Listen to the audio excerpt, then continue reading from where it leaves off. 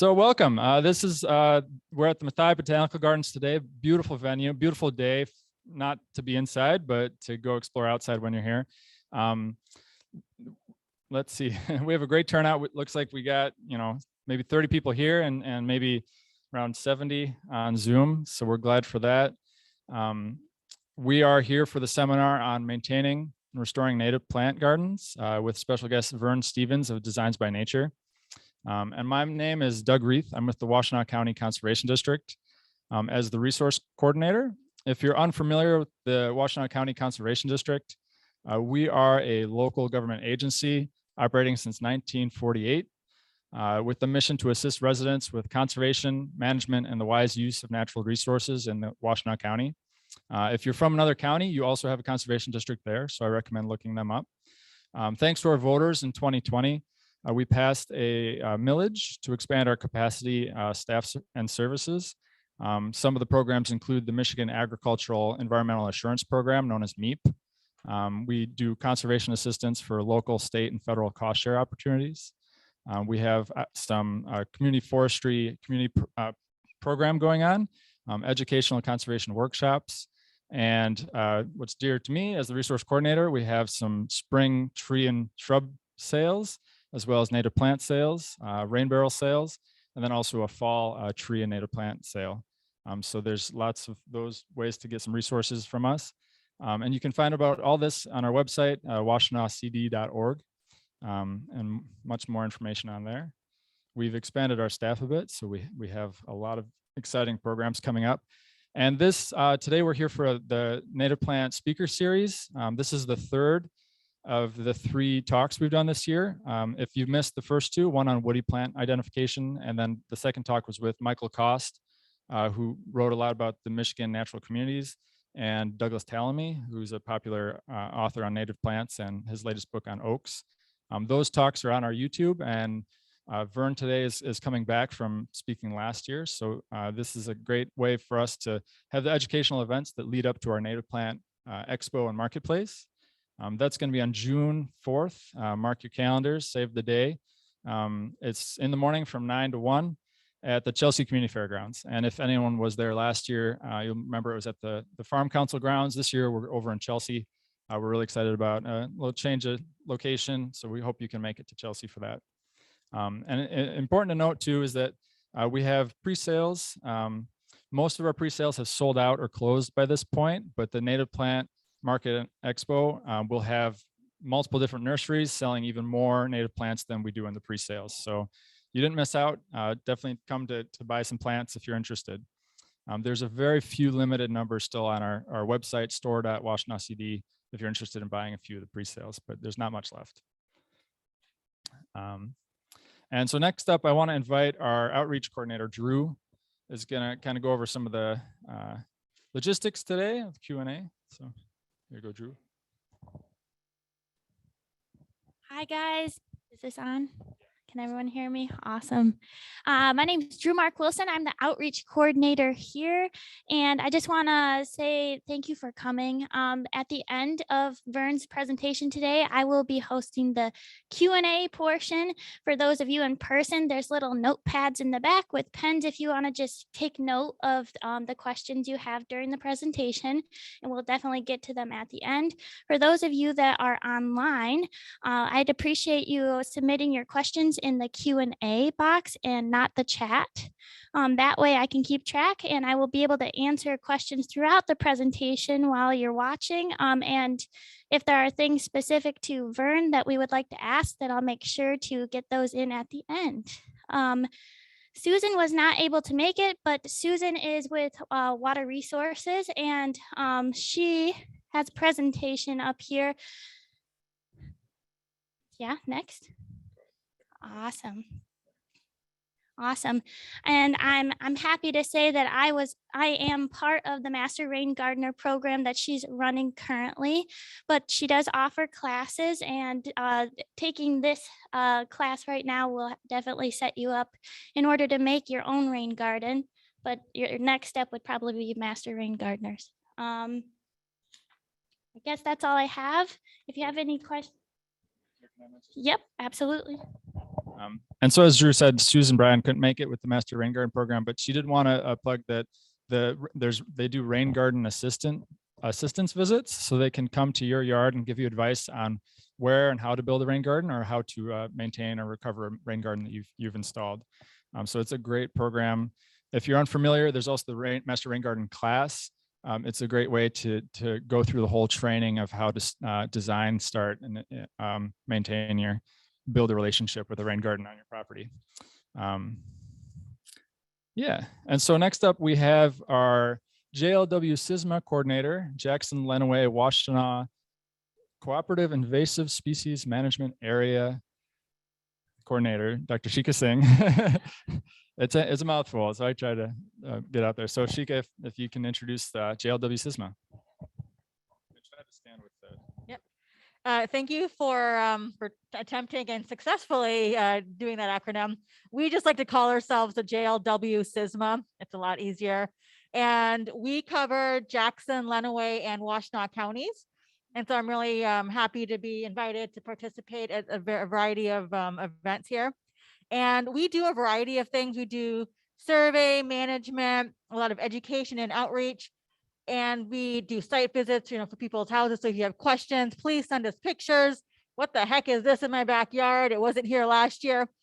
We entertain questions like that and can get you, started on your own management program should you need help. And the good thing is that, there is someone like me that covers every county in Michigan. So if you are visiting or somebody else who might need assistance, I have a map over there that kind of has the contact information. And I guess the good news is we received our funding this year from the Michigan Invasive Species Grant Program. So we are really excited for that. And we got a couple of projects in mind for that.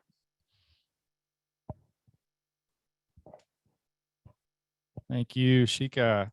And lastly, we have Washtenaw County Conservation District Executive Director, Megan DeLue here today to introduce our main presentation. Thank you, Doug. Thank you, Drew. Welcome, everybody. So how many of you know someone who is equally knowledgeable about operating fighter jets and can recommend the correct native species for prairie restoration? Hands up. Okay. If you don't know anyone yet who fits that description, you will shortly. I first met Vern Stevens in 2018 when I began working with the Washtenaw County Conservation District. At the time, we were hosting a small native plant sale in the back parking lot of the USDA building. I'm not sure if any of you had visited us there or participated in those sales back in the day. But it was tiny, and Vern at the time had helped convince me that Washtenaw County residents were really excited about native plants and that we should really consider expanding our native plant sale. So now here we are, several years later. We are months away from hosting our third annual Native Plant Expo and Marketplace, and we've distributed thousands of native plants and educated hundreds of residents that otherwise we probably would not have if it weren't for Vern. Vern Stevens obtained his bachelor's degree in zoology from the Michigan State University, and then served 21 years in the U.S. Air Force as a fighter pilot, traveling around the world and the United States. Vern worked with the Michigan DNR Wildlife Division as a senior wildlife assistant, where he specialized in grasslands and invasive species management. He also served on the board for the Wildflower Association of Michigan, other known as WAM. Vern and his wife, Susan, and their son, Zachary, live on a 40-acre farm in Lanesburg, where they operate Designs by Nature, LLC, a native plant nursery and native landscape consulting company. Vern and Sue have over 30 years of experience with native plants and ecosystem restoration. They've consulted on projects throughout the state and on landscape design for homes, and also universities and corporate restoration and installation. So he's got a wide breadth of experience there. Please join me in welcoming Vern Stevens.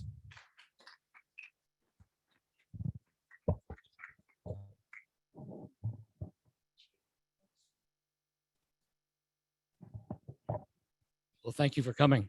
Can you hear me? Okay. I normally don't have one of these. I usually walk around, but since we're doing the Zoom, I'm going to be stationary today. 25 years we've been in business, and it just dawned on us just at the end of last year that we're going to come up on our 25th year. Crazy how it happens. And we've now expanded to where we have 4 more locations in the state. So we cover the state evenly. And then we just opened one up in the UP, which is doing amazing. And it's all because of the education that's going out now about the use of native plants and why they're so important. So this is our first year of having a website, an Instagram, a Facebook. I don't touch any of that stuff. My employee does, and she's very good at it. So if you've ever gone on Instagram and seen some of the articles that she puts in there and some of the photos, she does very nice work. And so she's up to over 1,500 people that are watching it and following it. So I think I'm using the right terms, but I don't get into this stuff very well. I just do the plants. I let her deal with it. But we're in Langsburg. We took the other phone from the house off the list because I don't answer it. I'm never in the house long enough to answer a phone call, but I have my cell phone. And then you can also get a hold of us through designsbynaturellc.com. And so we're growing, and it's I just didn't want this to go away, because when I'm gone, it's all gone. And so I wanted it to continue. So we started the Designs by Nature in locations that they can pick it up and run with it. And they are. They're doing extremely well. So without any more delays, we're going to go into, maybe we are. There we go. So I use this cultural guide from Prairie Moon Nursery. I've got some magazines up here, some catalogs up here, and some books that you can look at the end of the class. But in the catalog is a cultural guide. And this is from about 10 years ago. And it's morphed into this beautiful document that you can use as a resource manual. And it tells you everything you could possibly want to know about that native plant. Unfortunately, it's all categorized by scientific name first and then common name. So you're going to have to learn to use that. But there's some advantages to that. And so the chart was originally set up pretty basic, but now it's expanded to every possible use of that plant. It tells you the soil type. It tells you the range of moisture in that soil. It tells you when it flowers and how long, and its height, its color. And so it even tells you if it's a wetland plant, an upland plant, or a transition plant.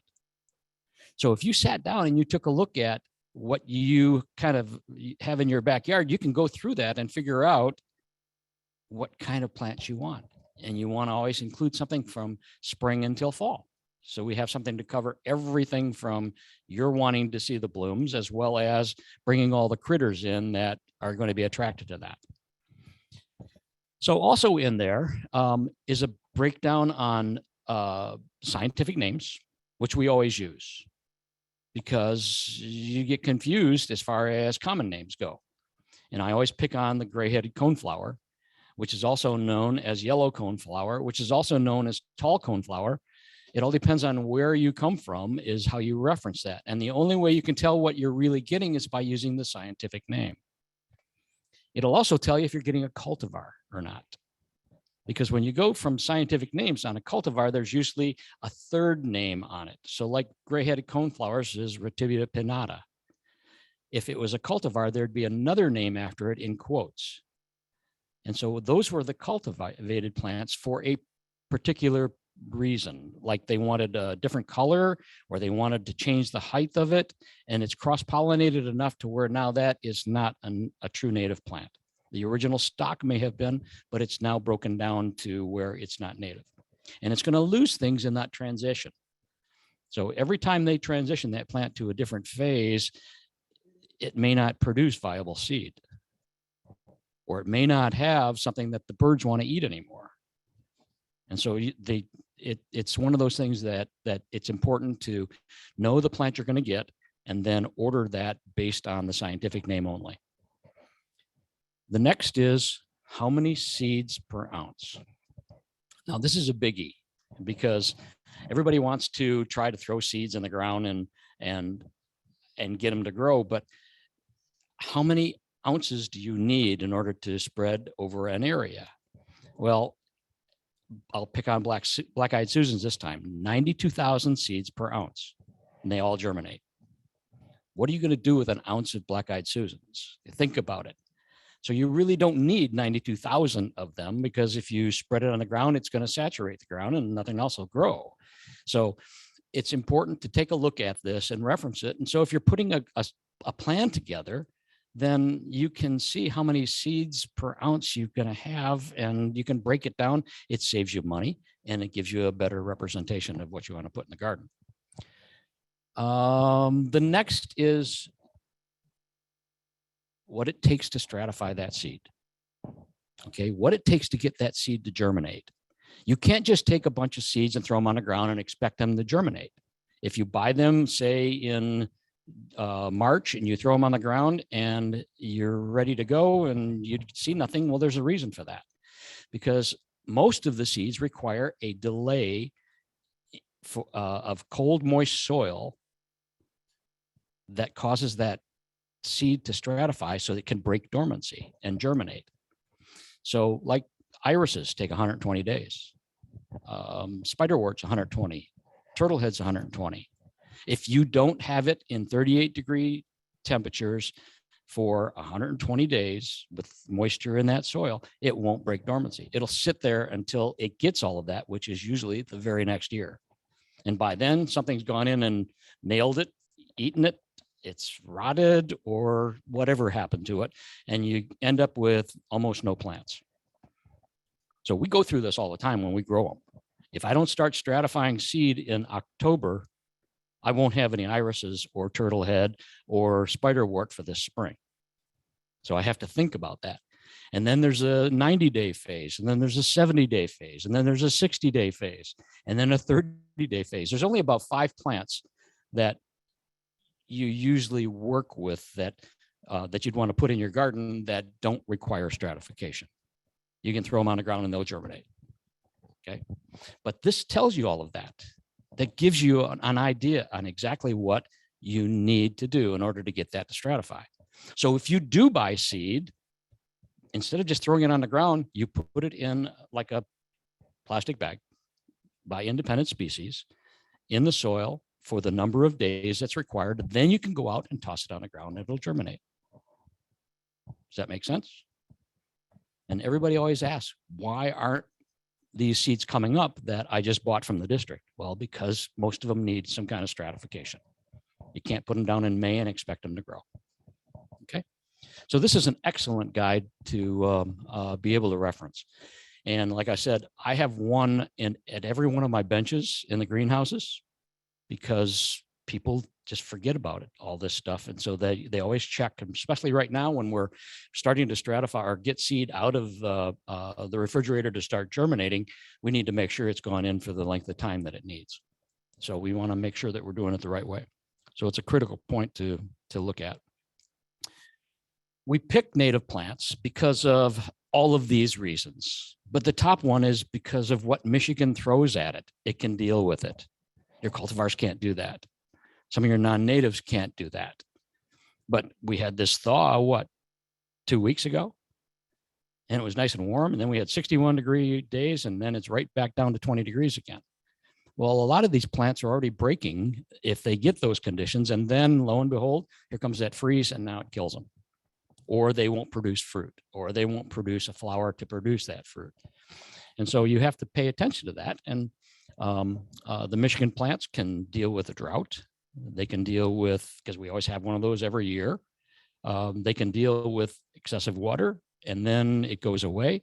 And so it's one that they've adjusted to what Michigan's gone through, and they can deal with it.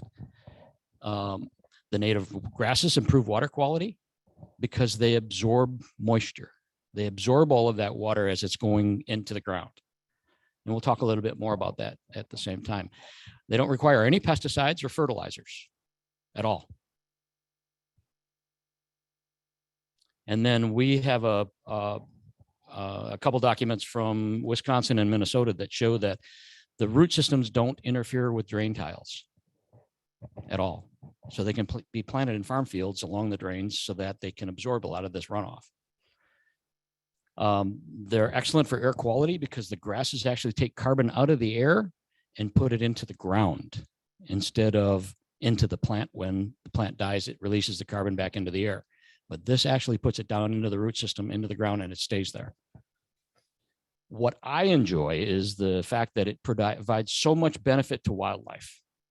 Unbelievable amounts of information for wildlife. The grasses are cover during the summertime and during the winter because the grasses are rather structured so that they don't blow over from the snow and the wind. And then they provide nesting and resting areas. They provide cover from predators so that they can escape. They result in thermal protection because they can get behind these clumps that are formed and actually be protected from the wind and the snow. And then we're starting to see now that we can actually use these for grazing cattle. You just can't feed horses or sheep switchgrass because it's toxic to them. But all the others they can eat just fine. Cattle, it doesn't matter. You can feed them anything. So Talamy has already talked about how there's a connection between native plants, insects, and critters. A direct correlation. And if we break that by taking the native plants out, then we take the insects out that we want. And then the critters are no longer there, the ones that we want. The generalists jump in and take over because they don't rely on any of this stuff. And so when you take a look at the native plants, they put a pheromone out that these insects recognize. So for years, it took me a while to try to figure out how does that monarch that's in my 40-acre field find the milkweed that's growing in the middle of that grassland and it's not flowering yet. It's because that plant is putting out a pheromone that monarch follows. And then it's just like a missile off of an airplane. It's a large sine wave, and then it wavers to a fine point and it locates that milkweed. Otherwise, how else would they find it? You know, it's a big 40-acre field and there's only a couple milkweed out in it, and yet they can find it. And Talamy spells that out with this pheromone now. And it goes right along with the plants that we have that are invasive, like autumn olive, multiflora rose, honeysuckle. They don't recognize that pheromone in that plant, so they won't feed on it. You can look at all those plants and there's no holes in the leaves. And if something did eat like an autumn olive, there's a toxin in it that would kill it. So the insects that were with those plants from Asia, most of them are from Asia, are there and they exist with that species. But when you bring that plant over here, there's no competition anymore. There's no control of that species. And so we already know what autumn olive, multiflora rose, honeysuckle, and several others do. They take off, there's no control on them. They do what they want to do. And then they become big problems. And so the native plants, there's that direct connection with the insects because the insects are that food source of all the critters. We pick on songbirds, but it's snakes, it's herps, it's everything is reliant on those insects. And so when the insects go away, the critters go away. In one of Talamy's books, it mentions the fact that he had a study on one subdivision that was all natives and another subdivision that was all non-natives. And there was tremendous diversity in the native population, but there was very little in the non-native population. But when they removed all the trees and shrubs that were non-native and planted natives, in a couple of years, everything returned to normal. So there's some hope. Michigan wasn't a prairie state, but we had 2.3 million acres of prairie grass. A lot of it was in the southern southwest going up into the southeast part. Then there were pockets of prairie grasses throughout the northern areas and even up into the UP. That was pre-settlement. We've lost 99% of those. And they argue 99.3 or 99.5. What's the big deal? 99% of them are gone. And you think about all the critters that relate to that grassland complex, they're gone too as a result of it, or they're struggling tremendously. But these were the areas where it was easy to farm them, or it was easy to put cattle on, or it was easy to put roads in, because there were very few trees. We're restoring some of them. There are some of them that are coming back. And so that was my job when I was with the DNR. Find the prairies, collect the remnant seed that we know of, and then we actually grew out production fields for the main grasses for the DNR, and then that seed was then made available to private growers. So we have a Michigan native grass that was available. We can touch now on genotypes. A Michigan genotype. Anybody know what that is? It's a plant that is what we considered from Michigan, pre-settlement vegetation. And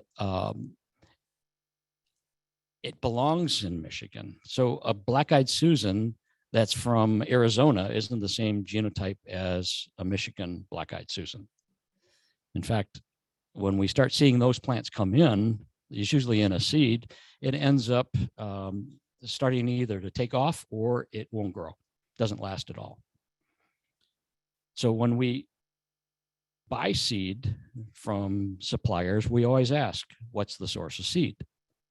Because I don't want something that comes from New Mexico. I want something that's Michigan genotype. So Michigan genetics that we know was pre-settlement vegetation.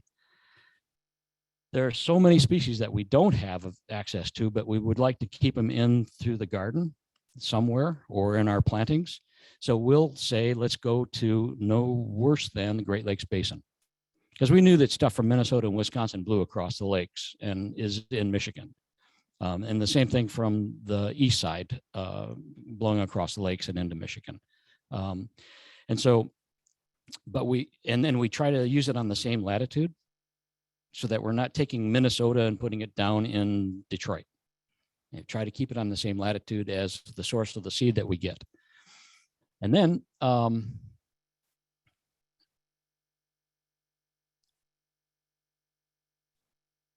if it's a threatened endangered species, we try to make sure that we know for a fact it's Michigan genotype, and we like to keep it within that area that it was located. There are some groups that want 30 miles from the location where you're planting them, but I think that's a little more restrictive because of what the bison used to do. They would come from Illinois, Indiana, and they would make their way all the way up through, following the prairies all the way to the Detroit River, grazing as they go. Well, what do bison do? Every 100 yards, they stop, they roll. They roll, they roll, they roll, and they pick stuff up in their fur, and then they go to the next location, do the same thing. So all along that journey, they're doing that. And then they turn around and follow the grasses as they continue to grow behind them after they've eaten them off. So, so that's just something to take into consideration when selecting your seed. This is always a good slide to put up because it shows the root systems of the native plants and the difference between the grasses and the wildflowers. On the very far left side is your lawn. If I just look at the roots of that plant in particular, it tells me that I have to feed it, I got to water it, and I got to care for it. It's another dependent. I don't need any more dependence. But look at the native plants. Some of them going down to 15 foot deep, and the ones with the grasses are so fibrous that they can absorb lots of moisture. And then the native plants, the flowers, are the penetrating root systems. So if I want a system that's working properly, I want diversity below ground as well as I want diversity above ground. Does that make sense? I don't want to have just purple coneflowers. I don't want to have just grasses. I want some diversity so that I can bring more than just one kind of animal in. All right. That lawn can only absorb a 1/2 inch of rain per hour. So if I get a 3-inch rain, 1/2 inch saturates that lawn, and then it becomes just like concrete. The water runs off. So 2.5 inches runs off and into our waterways. And whatever is put on that lawn is going to end up in our waterways. A prairie system that's established can absorb 7 inches of rain per hour. When I used to fly over the Mississippi in the spring, you could see the result of plowing under all of the prairie grasses along the Mississippi River, because the ground was so saturated with the water from winter that it couldn't hold the spring rains, and all of that silt, all of that topsoil was running off into the Mississippi and depositing down in the Delta. And with prairie grasses, it's easy. You turn them over and they die. It's not like quack or brome or whatever. You turn it over and it just keeps growing. So this is, you turn it over, it's ready, it's done, and now it's ready to plant. But all that topsoil then becomes eroded. Doesn't have the capacity to hold the water, the spring off. So here's some classic, this is a prairie remnant, top left corner. There's an installed prairie with some flowers that were planted for a reason. We used very few flower seeds, planted them on the crest of the hills, and then let the way that the wind would blow to diffuse those in a certain pattern. So you could save on purchasing seed and putting down only the crest of the hill, and then let it do its naturally. We do formal gardens or just random gardens like the bottom left corner, or rain gardens using native plants. On the right is brome. On the left is little blue stem. And that's in April. After the winter's over, where's the cover? Where's the protection if it's all brome grass? There is none.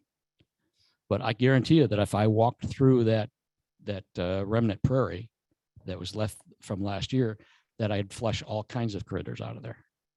And stuff that's overwintering too, like praying mantises or garden spiders or other things that have laid their eggs in that.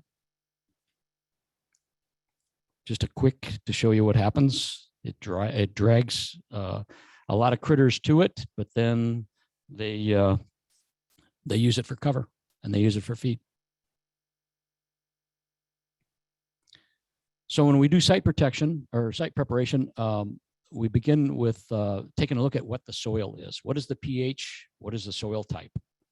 Okay, we want to know what the NPK is, the nitrogen, phosphate, and potassium, because if there's too much nitrogen in the soil, the native plants are going to have too much competition from what is also in there, like weeds. They'll use that at a higher rate than the native plants will, and they'll outgrow them. But we really look at pH, because the pH of that soil is going to tell you what you can put in there. There are some plants, native plants, that can take very high pHs and some that can take very low pHs. You want to know what that pH is. So there are test kits. I brought one that you can get at a garden shop with me today, but the only thing you have to do is make sure you use distilled water. Okay, when you do that test, don't take tap water because it's going to skew it one way or the other. Pretty easy to do, but at least it gives you an idea of what you have below that you're going to be planting into. But we also look at the others, the lighting, the moisture, the slope, but then go into existing vegetation. What's there right now that I'm going to have to deal with? Because that's going to follow into what we're going to talk about in a little bit. What am I going to have to really deal with after the garden's already in place? And how am I going to deal with it then? So if I can take care of the invasives beforehand, like brome grass, quack grass, any of the thistles like Canada thistle or bull thistle or spotted knapweed. If any of those are in there, I want to get them out before I put my plants in the ground. Because once I get them in the ground, now I'm going to have to deal with them. And we'll talk about that in a little bit. The way we remove vegetation to prep the site is we can burn it. We can use fire, we can cultivate it. When we cultivate it, we don't cultivate it any deeper than 2 inches, because I don't want to bring up all of those seeds that are lying dormant in the soil from all the weeds that have been there for so long. And then if I disc it up too much, then I'm going to break that groundwater, or that surface transportation system of the water that gets down into the water table. And you'll notice this when you do your gardens. If you disc them up a lot or till them up a lot, the water will pool on that for a long time before it eventually soaks down in. It's because you disrupted that transfer system that's there. And then we'll use herbicides also, because some of the plants that we have to deal with, you have to use a herbicide to get rid of it. And we'll talk a little bit about special ones. Or we'll do a combination of all three. If we know it's a site that's been there for a long time and it's got lots of weeds, maybe we'll burn it off first, let it green up. We'll treat it with a herbicide. After it's done, we'll cultivate it once. We'll let it green up again, and we'll treat it again, because we know we're going to bring up a bunch of bad seeds. Once I get it finished and it's ready for planting, if I don't know what I'm going to do right away, I cover it with 2 to 3 inches of mulch, because that stops the sun from getting to the ground to get any seeds that may be there of germinating. And then it also helps keep a lot of the weeds from getting into your garden that you just prepped. Okay. Most successful step is site preparation. The more you do, the better the garden's going to be.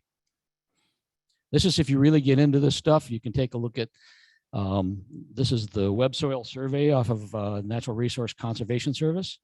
And it tells you what your property is made up of. It tells you the percent soils and how much is there as far as acreage.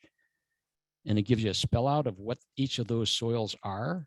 It even gives you underground water systems that may be there, old tiles, or some kind of drain that's been in place that you may not even know about.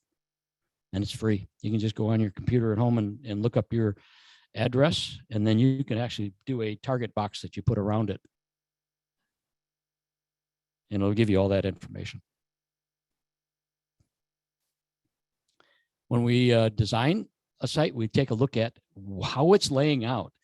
The north side's always going to be shady. So that's where we're going to put our shady shrubs, our woodland plants, and our water gardens. On the east side, it's going to be shade and filtered light, not as intense as the south side or the west side. So I can get away with some filtered light gardens there. In the front, it's going to be my butterfly and the full sun gardens, because the sun is going to be on that site for most of the time. We have a southern aspect sun in Michigan, and so it's going to reflect more on that south side. And then when you get to the west side, this also will be butterfly gardens and specialty gardens, because when the sun is on that area, it reflects off of the building and onto the ground, but it's at its highest temperature at that time. So it's the hottest part of the house. And that's usually the first garden that comes in the spring. So take that in perspective, take a look at it. When we design a garden, we'll go from tall to short as far as where it's laid out. Tall's in the center, the shortest is along the outside edge, or short's in front and the tall's in the back. And then we want something that goes from spring until fall as far as bloom time goes. So we need some asters in there. We need some goldenrod. We need some things that can deal with the fall, so that it provides nectar sources for the critters that are there. And then we want the diversity within, so that we can bring in so many other different critters. We use them in grain gardens. I won't dwell on rain gardens too much, but it's something that you can do very easily. I like to make my rain gardens 3 foot deep. And then we use the volume of a hemisphere to tell us how big we have to make it based on the water that comes off of the area that you want to disperse. So if it comes off the driveway or the house, you just make, you turn that into cubic feet, and then you insert that into the volume of a hemisphere, which is on Google. You can figure that out. And it'll tell you how many cubic feet of water you can put into that site.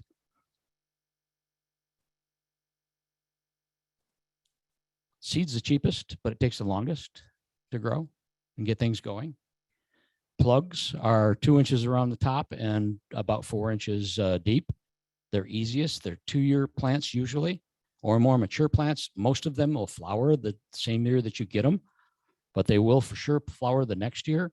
They're a little more expensive, but if you want to stretch a budget out, you could mix seed and plugs. So do 50% of the area with seed and then intersperse plugs for the rest of it. Okay. And then quarts are just regular plants in a quart pot. They're mature. There's no waiting. You can set the quarts anywhere you want. What I usually do as a rule of thumb is 1 plant per square foot, 1 grass for every 3 square feet. And then a prairie is 70% grasses and 30% wildflowers. I flip-flap that if I'm going to do a landscape around a house. I want 70% wildflowers, 30% grasses, because I want the grass component because it adds texture and diversity to it. And then the flowers, I want more for that bloom.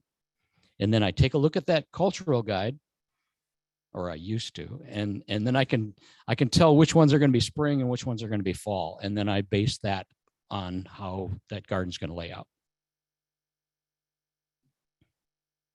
Any questions from there?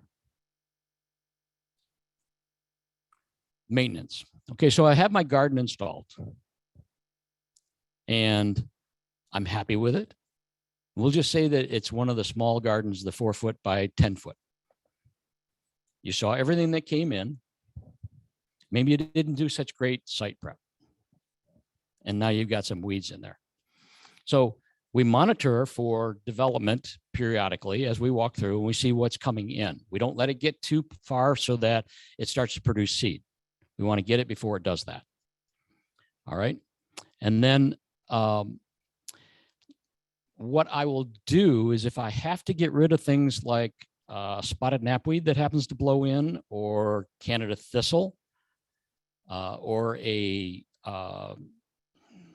crabgrass or quackgrass, those I can independently treat with a herbicide. I know it's bad to say that, but you can't get rid of them other than that, especially with things like quackgrass. You try to pull it out, you have to find every little piece of root because it becomes a new plant. And by pulling one plant out, you may break it off and get 10 new plants started because you left 10 little pieces of root in there. So it's easier just to use a herbicide to get rid of it, a general purpose herbicide, something that's not restricted use. And then if it's spotted knapweed or Canada thistle, you have to use something more specific because you can't get rid of it with a general purpose herbicide. Neither one of them will die because they have too much energy below ground and it won't absorb that herbicide enough in any quantity to get rid of it. You can't dig the root out. It's just impossible. You'll destroy the garden trying to dig it out. So what I will do is I will use the glove of death. So I'll mix up the solution in a small container. I put on a rubber glove and then I put on a cloth glove. I put my hand in the solution, squeeze it out, and I only touch the things I want to kill. So that's how I can do it with a garden that's established already without injuring the garden. Does that make sense? Okay. Things like garlic mustard. If I don't get on that right away, I'm going to have a problem with it. It'll take over the whole garden and it puts a toxin in the soil at the same time. Spotted knapweed does the same thing. It'll put a toxin in the soil and inhibits all the other plants from growing so that it's the only thing that lives there. And then within a period of 5 years, 6 years, it becomes nothing but that plant. So I need to get on it. Since garlic mustard is a mustard plant, it grows under the snow. So I can actually treat it with a herbicide as soon as the snow's gone and all the other plants are dormant. I can spot treat each one of them. Now I can't use Roundup, glyphosate, because it doesn't work below 50 degrees. But I can use triclopyr, Garlon 3A, and it won't hurt the other plants. So all I do is the same thing. I make up a solution and I just touch the plants I want to kill. and it makes it something that's easier to do. Okay, so if I want to then deal with this, I don't remove the litter. I want the litter to stay, the stubble from my garden, I want that to stay there until the next spring. So right about now is when I go and clear my garden. I either weed whip it, I burn it, or I mow it and then rake everything off. I like to burn it. I like fire. It's a wonderful thing. It can be a dangerous thing, but it's a wonderful thing. And so I do that before it starts to green up. If I do want to burn it after it's already started to green up, it doesn't hurt the native plants because most of their growth buds are below ground. So you can run a fire through an area without damaging those plants, even after they've come up. Native Americans used to burn the prairies in the middle of summer. Never hurt the prairie. They were trying to get rid of all the brush that was in the prairie that occurs periodically, because if the brush would start to form, the bison and the other critters that they would go after wouldn't use the prairie anymore. And it also would become an area where it's blocked. They can't see threats coming at them. And then crossing and walking through it was so much easier walking through a prairie than through a thicket full of shrubs. On large plantings, in order to preserve those predator insects that I like in a garden, like the spiders and the praying mantises and a few others, I only do 1/3 of it. So I'll just mow 1/3 of it, or I'll burn back 1/3 of it, or I'll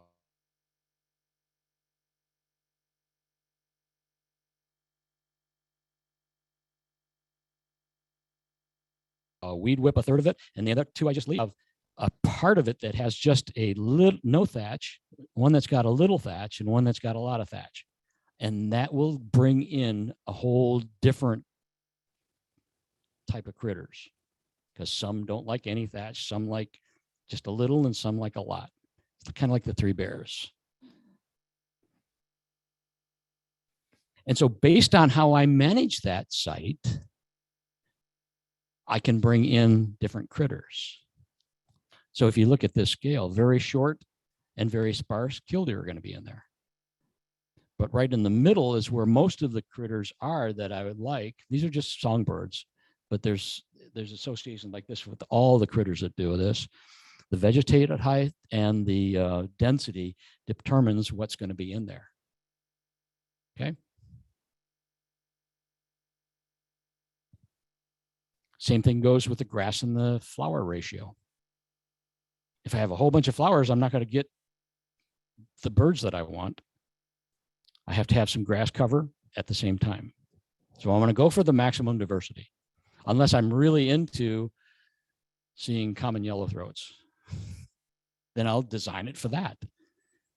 Okay.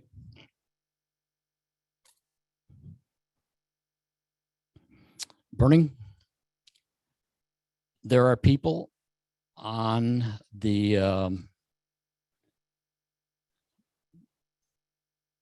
there's an agency within the state that lists every person that's qualified to do control burns. So if you don't want to do this yourself, you can actually have someone do it for you, especially a large site. Small ones, what I've done is I'd actually mowed, raked the stuff into a furrow, and then just burn that furrow. Gets rid of all the thatch. If you don't want to do that, you can easily take the thatch then away and put it in a compost area. But you have to get rid of the thatch one way or another, because as the thatch builds up, what it does is becomes an insulator. And the longer the thatch is there, the deeper it is, the longer it stays frozen below the thatch. And so that then reduces your growing time, your growing season. So if I don't get the thatch off, my plants are going to end up becoming smaller and smaller and smaller, to the point where they won't even flower anymore because the thatch is too thick. It stays cold. Like if you went out right now and raked off a bunch of thatch, you'll see ice underneath it. But the area that's exposed is all melted already. And it'll stay like that for a long, long time if you don't get that thatch off. So we take and we get rid of it because it increases the soil temperature. We can do burns in the spring and the fall. We don't always do the same spring burns only because it changes the dynamics of that planting that we've done. We look for fire breaks, we get permits, we get a burn plan. And sometimes if it's a larger area, you can get the fire department to come out and do it, especially local fire departments, because they need the grassland or the burn training for those sites. Safety is the bottom line on that though. Okay, so if I have a garden and I've controlled the weeds, we'll go into these just a little bit, but if I controlled the weeds and I want to expand that garden now, because I've done my 4-foot by 10-foot test garden, I'm happy with it. I like what is brought in. Maybe I don't like this plant over here, but I like this one over here. So now I want to expand that. We do the same site prep outside that garden, but now we start to introduce newer plants to it. Because this was a trial for us. How did we like it? Did we have to put a lot of time into it or not? And then we always plant in clumps of 3 to 5. Okay, that's good for the pollinators and it's good visually, you know, for us to look at because it presents a cluster. And then we want to make sure that we don't just plant purple coneflowers, that we plant things that are going to bloom from early spring all the way through fall. We don't want a dead time in that garden because of the pollinators and the butterflies. And then the birds that use the seeds later on. So the weed competition is critical. So when I get my garden and I'm ready to move on, the smooth brome and the quackgrass, you can see that they just dominate the whole site if you don't do something about them ahead of time. And if it's in there afterwards, it's a job. You're always going to see mare's tail, which is a winter weed.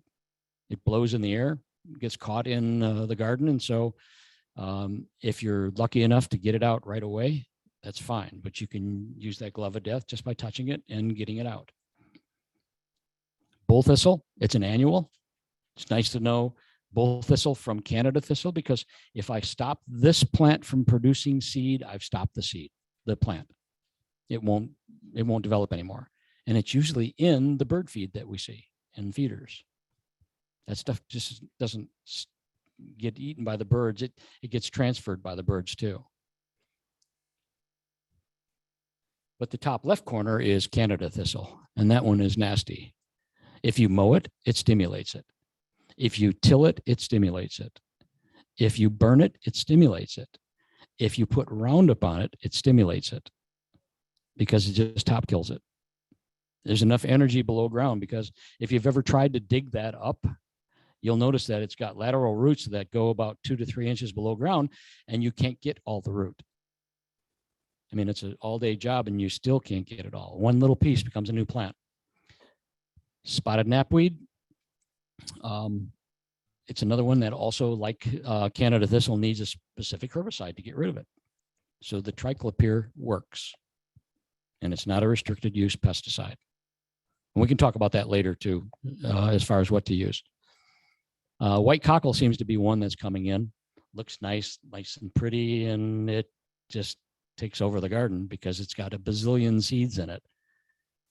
And then, of course, autumn olive. It's one of my favorites. Everybody thinks this is a great garden. It's very high maintenance, extremely high maintenance in order to keep it going.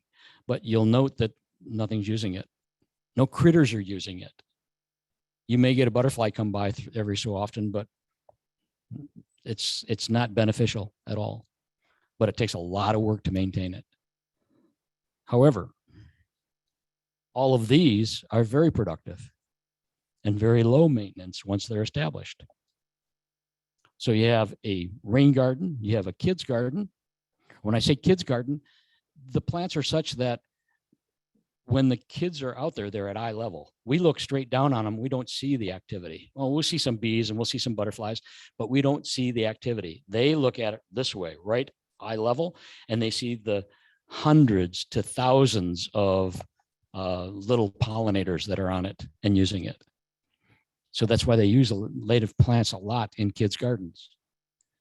Rain garden, a shade garden, That's a lot better than mowing the lawn under the trees. I have a neighbor that does that incessantly. You know, he's doing it every 3 days. He's out on his no steer mower or whatever the stupid thing's called. And that's his life. His whole life is mowing the woods. And he says the deer like it. I'm going, you're nuts. And then here's a guy that had a whole lawn in front of his house, and he converted it to a prairie, and he's much happier because he can see things happening, and at the same time, he's not watering, he's not fertilizing, he's not mowing. A quick story: when I came back from the Air Force and retired, I was in Europe for 15 years. And in my mind, the right thing to do was to buy a piece of land and put my house in the middle of it.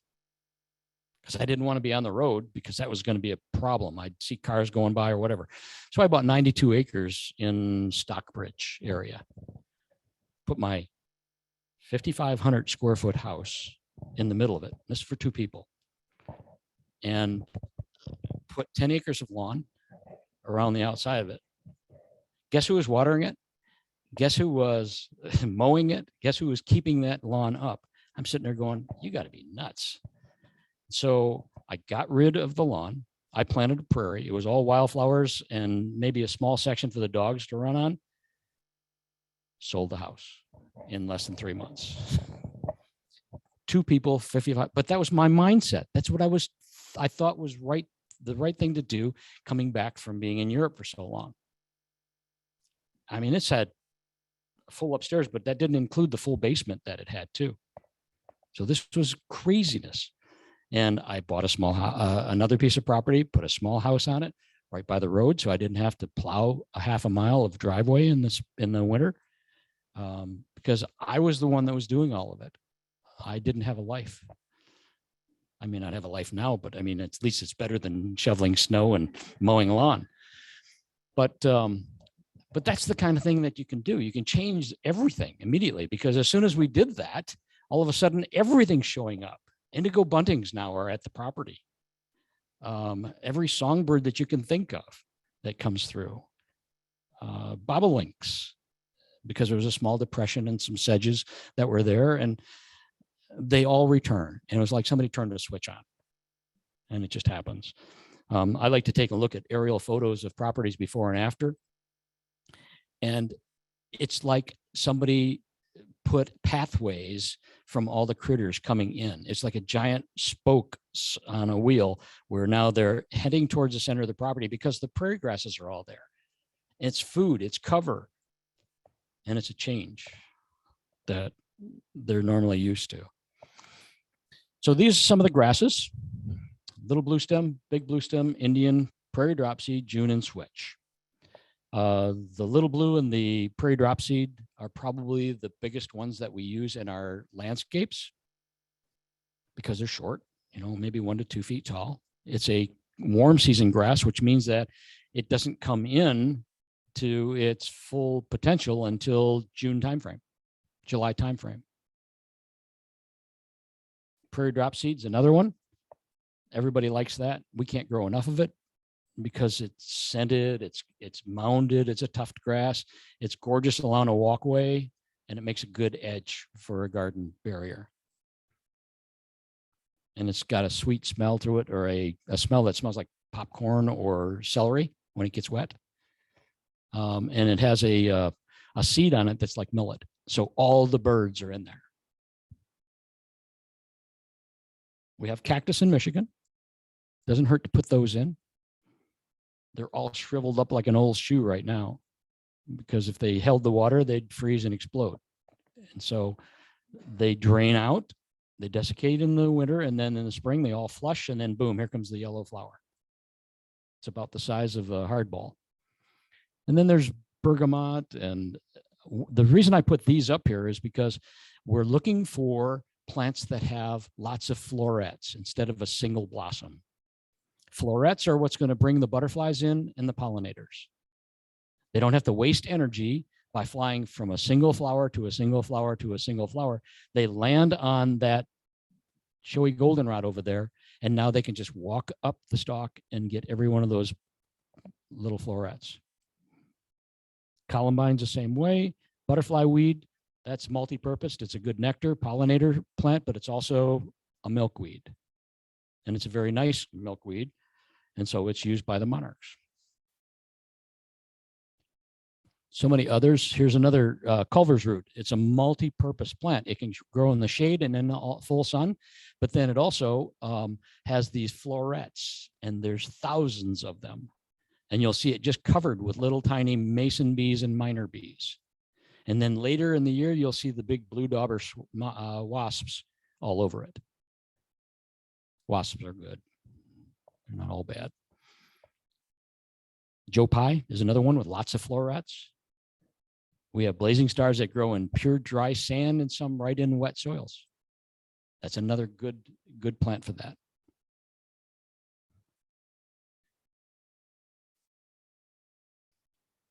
Roundleaf ragwort, it's the first flower of spring when the monarchs return. So the monarchs come back, it's about the 4th generation of monarchs. By the time they get there, the roundleaf ragwort is blooming, and that's the nectar source they need. And by then, your milkweeds are starting to come in. Not flower, but starting to come in. Stiff goldenrod's another good goldenrod. Nice flat surface, lots of little florets in it. And then false dragonhead is good for hummingbirds. It's respectful if you put it in dry soil.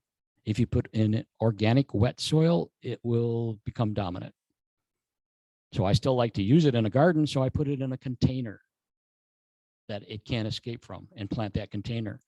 And then when the container gets packed full, I remove it, put one plant back in it, and then do whatever I need to do with those other plants. I don't let the seeds fall into the garden because there's like every one of those has a seed embedded in the plant, in the flower. And so it makes it difficult to control.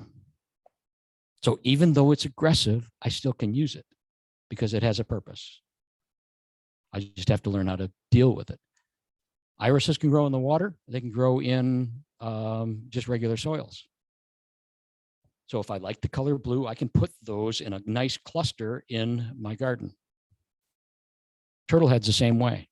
I'm trying it right now because on the cultural guide, it says that it can be in really wet soil, but it can be in moderately wet soil or just slightly wet soil. So I put it in sand to see if it's going to make it, and it's doing that. Same thing with cardinal flower. I have cardinal flower that I've planted in sand. Now it's mulched, but then I don't put it on exposed, that's exposed directly to the sun.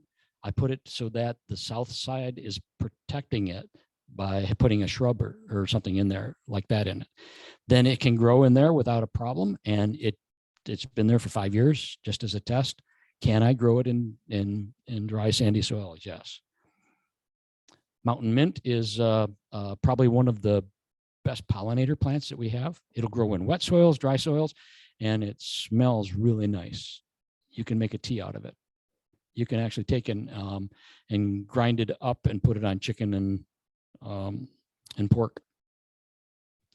Purple cones, it's an extra pated plant, but everybody wants them. So everybody gets them.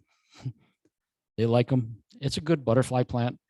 But the one I like the most is the pale purple cone. It's a purple cone, but it's got drooping petals. There's only one site left in Michigan, and it's up in the UP. So we have plenty of those.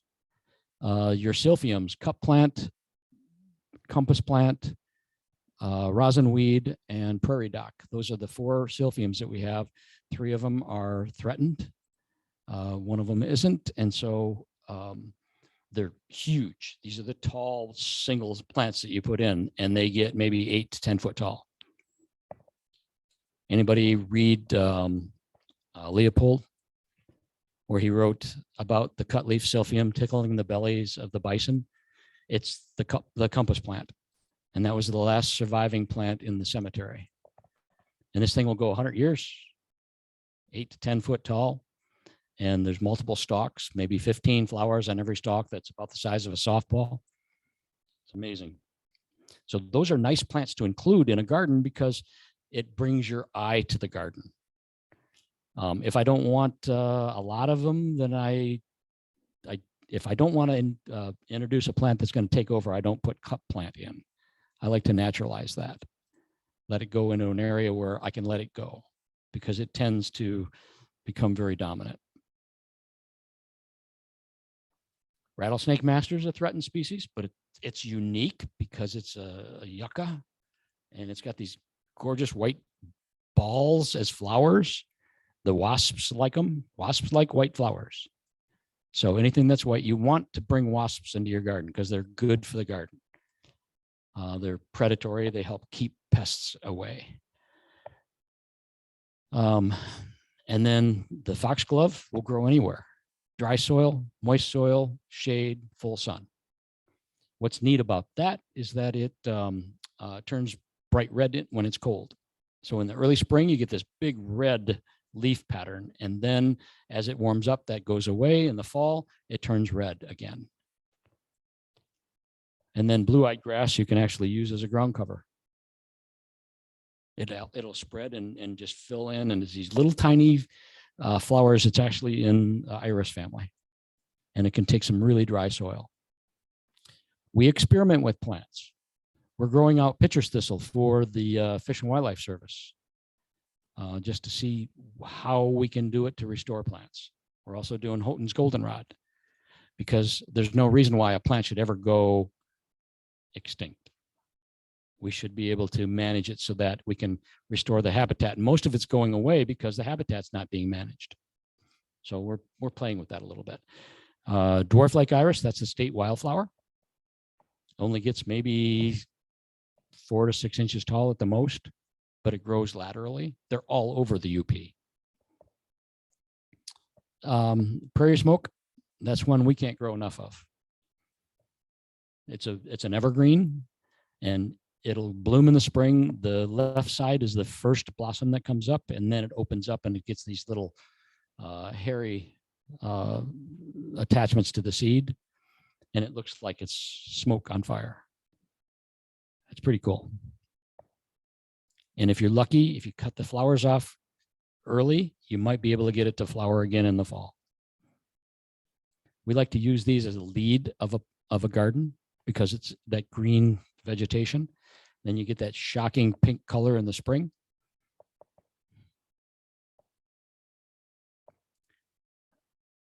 I used to grow these. Don't have enough time to do this. So I have a lady that grows all these for us. And they're temperamental, so we only sell what she can get us. So she's playing with Trillium. She has these sterilizers that can sterilize her soil for her, because that's what you need in order to grow a lot of these things. And then she's doing cell cultures of Trillium to get them to reproduce instead of waiting for the seed to grow like 4 or 5 years before she gets one. And she's successful. We do have wild ginger. That's one that we offer quite a bit. And that's a beautiful ground cover in dry soils, complete shade. Jack in the pulpits are another one that's good. We do have those. And we occasionally get bloodroot. She has wild geraniums. We're growing lots of woodland phlox. This is one that will grow in full shade. And then when you go out into the woods in the spring, when the air is heavy, it smells like somebody opened a bottle of perfume. It's that strong. We're playing with some ferns. She's growing lots of ferns. She's growing them from spores. She's got patience, I tell you. And those are all the different types of ferns. And ferns are important in a woodland setting too, because they give you that diversity, that texture.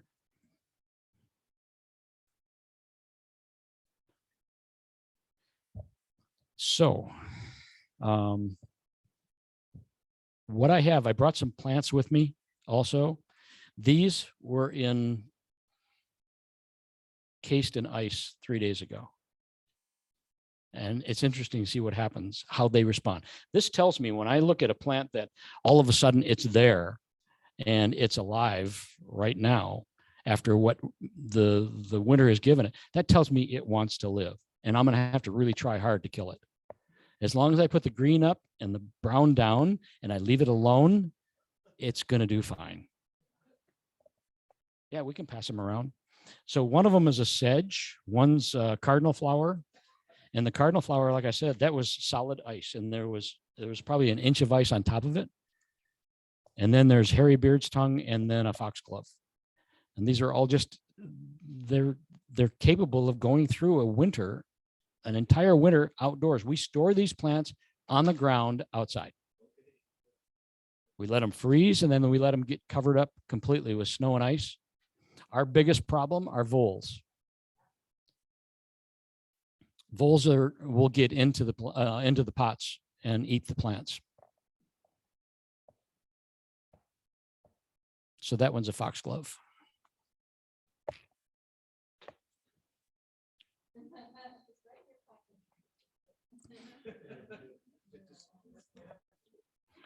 Okay, are there any questions? Yes, ma'am. Oh, you want to deal with? You do that. All right. Thank you, Vern, so much.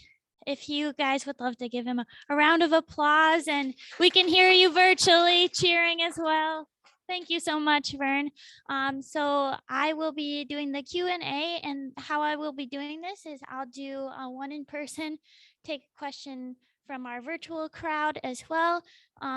So what I'll do, if you're comfortable with it, I'll pass you the mic and you can ask the question to Vern. And then after our in-person, I'll take the mic back because that's the only way our virtual people can hear as well. And then we'll go back and forth that way. Everyone good with that? Awesome.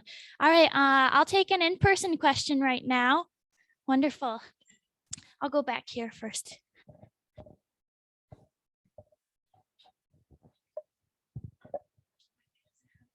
Thank you. I've been trying to propagate native plants for 20 years, and I've had about a 70% failure rate. I continue to go over it and over it and over it. I've been working with a native landscaper. It seems, and I have 3.5 acres. I'm about 100 yards off the backside of Mathi. So this is the environment that I'm in. I can see some of the problems that you've identified. Your talk today was amazing. I mean, even educating myself over 20 years, there's so much that I learned from you today. So I can see a lot of the problems. I still don't know if I can overcome them, because some of I guess I just want a general feedback from you if you can. I'm in an environment of 3.5 acres. Not all of it is in native plants. So I'm getting a lot of grasses that come into the plantings. I'm thinking that could possibly be choking off the flowers. I can have 300 cone flowers in 1 year and the next year have 30. I can see beard's tongue, which should be very easy to grow, shift, and if it's in a contained area, shift all the way to the edges and then die off in the middle. I can see where to me, the grasses that I had originally planted with the blue stems can produce so much seed that I feel like it choked off all of the other flowers. So I don't know how to overcome some of those big problems of things coming in, blowing in. I mean, I've got, 16 deers eating my lawn in one day. Those kind of things are going to come in. The birds are going to bring them in. If I plant, 100 plugs, the next day, 99 of them are spit out. Something's dug them out. I don't know how to overcome these things. And it's discouraging. Like I said, I've experienced about 70% failure, maybe more, and completely keep redoing and redoing. And so many even of the trees and the bigger bushes die. And I don't know why. I mean, I know that regardless of what you plant, but if I've got the genotypes that are native here, they should be doing much better than taking it from Lowe's.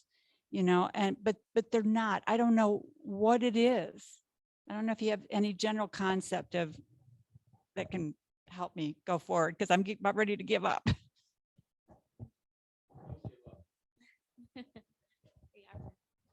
So what I would first do would do a soil test I want to get a good soil test, and I want to find out what's the makeup of the soil. It could be a pH problem. It could be something in the soil that's transferring through, like say juglans, you know, because that stays in the soil so long, from black oaks or from walnut. I'm sorry. And so that's one issue that you could have.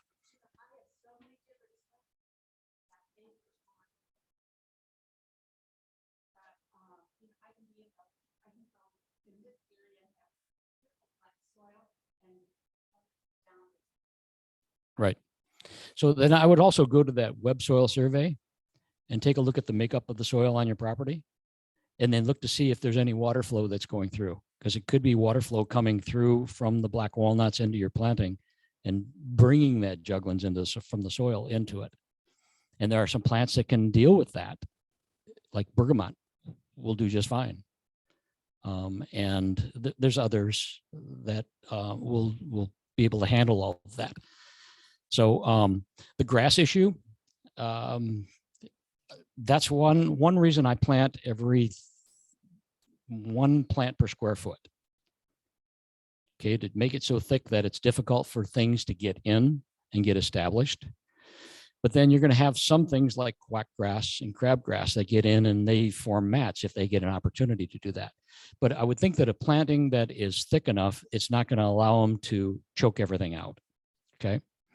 The use of fires is important because it gets rid of those seeds that are on top of the soil if you can do it. They're burning over by the hospital. Yeah. We'll follow. Yeah, we can follow up because there's 2 guys in Ann Arbor that do burning in Ann Arbor. And so the other thing I would look at is a possible use of herbicide, a selective herbicide. Fusilade is used on grasses, kills grasses only, doesn't harm the flowers. And so there's some, because it's a monocot, so that's designed for monocots. Then you have herbicides for dicots, which take your broadleaf problems. So if you have a broadleaf problem in a grass area, you can use a dicot herbicide as opposed to a monocot herbicide. Okay, so there's selective herbicides for selective items that you can get rid of. And they're not restricted use. We would never use a restricted use pesticide. Something that ends up with a half-life of maybe 30 days. It breaks down in 30 days. That's what we're shooting for. So there's things you can do.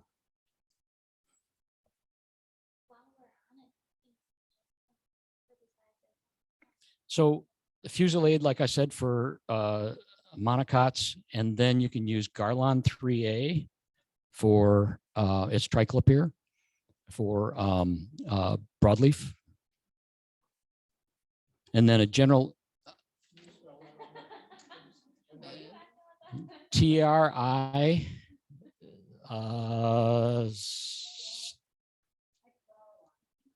Garlon 3A, GARLON. That's easier. I don't usually like to recommend a product, but yes. And when you buy your herbicides, you don't get them from Lowe's. You don't get them from Home Depot. You go to where the farmers get them. There's usually a farm co-op around. You can get them online too. And as long as it's not restricted use pesticide, they'll ship them to you.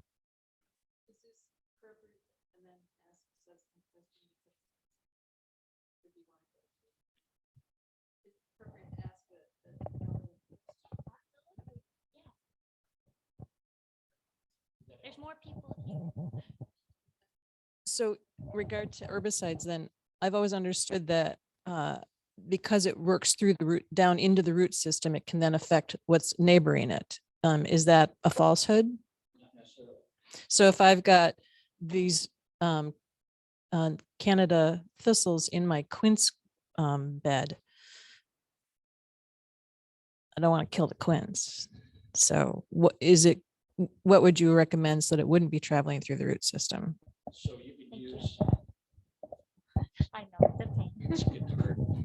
Transline is one that you can use. And you'd make up a solution with a glove of death on that and only touch that.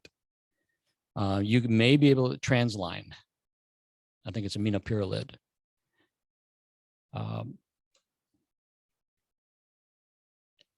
And you only touch that and it stays in that plant, and then it breaks down by the time it gets anywhere. That's because it's got a short half-life. You could also use the Garland series. It's not as effective. It may take a couple times to do it.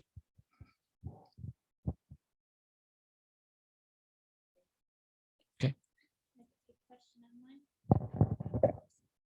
I have a question from somebody who watched virtually. Marcy says, I'd like to make my garden more edible for humans. How do we learn specifically about natives' edible plants and their uses? Do we have a central database in our county? Thank you. You have to be careful with that one, because there are some documents, there are some books that talk about edible native plants. And I don't know one in particular right now, but this has come up a couple times. But you do have to be careful, because some of them do have some toxins in them that you want to make sure you don't get involved with. I don't like to eat my plants, especially ramps, because I lose the plant, and so, yeah. But a lot of like the prairie sage is a good sage to use. Native Americans used it all the time. And so we have that, and it's an excellent spice. You got the mountain mint, which is another one that makes a good tea. But there's so many others. Bergamot is one that you can use. They also make a tea out of it. But as far as eating the plant, I'm not completely sure. You'd have to get a book on edible native. I know. Okay. We'll take it in person.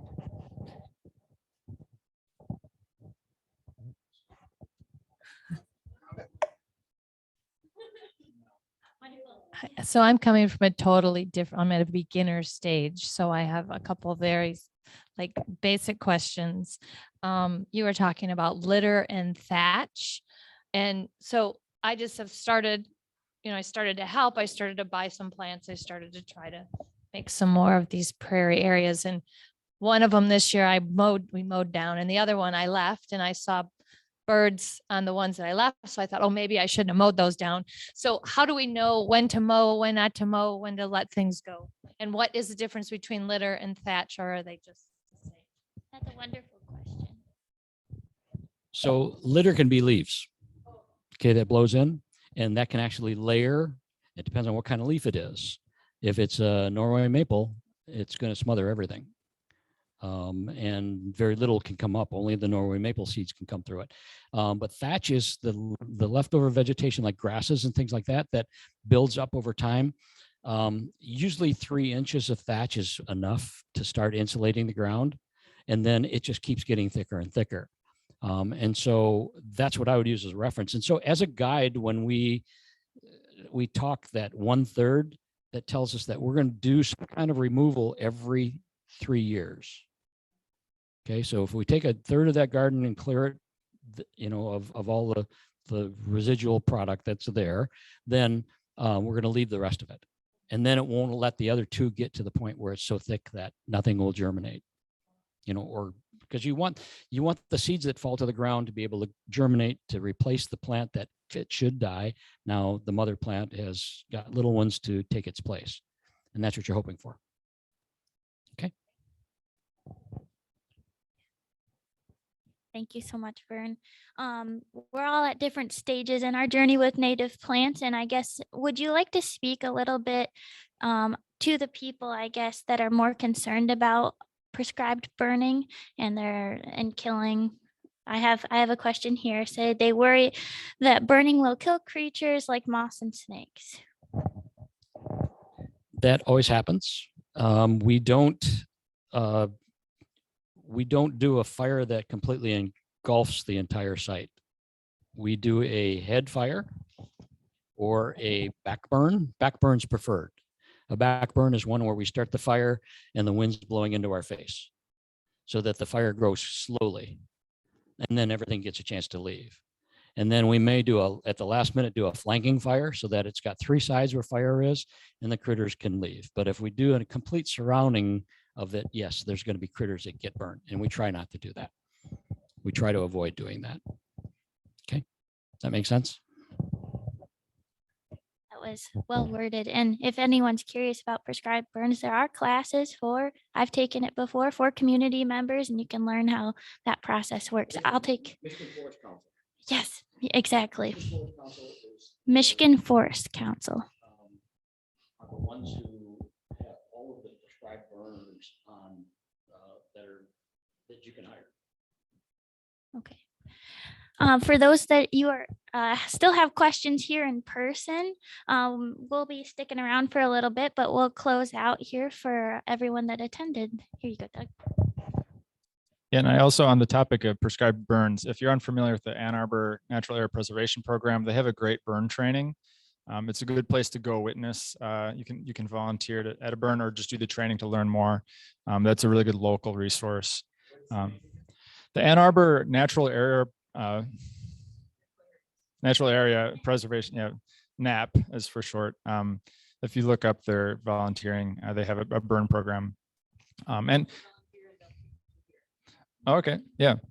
And I also wanted to say about eating your food, wild strawberries are probably the tastiest strawberries ever.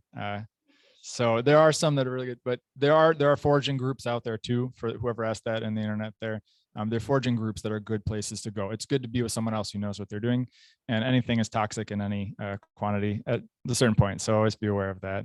But thank you everyone today for coming. I just want to plug some of our upcoming events. I mentioned the Native Plant Expo. Hopefully you're convinced now and you'll be there. You'll join us there. Vern and Designs by Nature, even multiple branches of Designs by Nature will be there. So there'll be a lot of plants that Vern mentioned tonight. As well as some other local and statewide nurseries, conservation groups, and nonprofits around conservation. So it's a great event to come to if you can. They'll be at the Chelsea Fairgrounds on the 4th. We do have a community tree survey. If you're in Bridgewater Township, Sharon Township, or Ypsilanti Township, or the city of Ypsilanti, please check in with us or check out our website. It's washtenaw.cd.org/forestry pilot. That is open until the 21st. So please get a survey in. It'll be really helpful for our grant that we're working on with that. And for our upcoming, our spring sales, I'd mentioned, not much left to pre-sale, but we do need volunteers at these events for the tree and shrub distribution and the Native Plant Expo. It's a great way. I see a lot of some of the volunteers from last year here. It's a lot of fun. It's a great way to learn from other people. We have a lot of skills among us that we can share as you're volunteering at the event. So check in with Drew and I. The volunteering sign up will go out this Friday with our newsletter. We have an e-newsletter. Totally recommend signing up for that, or you can follow up with us. Yeah, and if we do have tables in the back, Chica, it will be here with some, if you have questions about the SISMA, and Drew and I can help out, sign up for the newsletter or anything else at the table in the back. I think other than that, thanks to Mathai for being here. Thanks to Vern again. Great talk. We're always glad to work with Vern. And thanks to everyone out there. 42 hung around to the end, it looks like. Maybe. So we're glad to be able to promote this. This will be recorded and shared. And anyone here in person, please, we'll be around for questions, and enjoy the gardens when you're done. So thank you.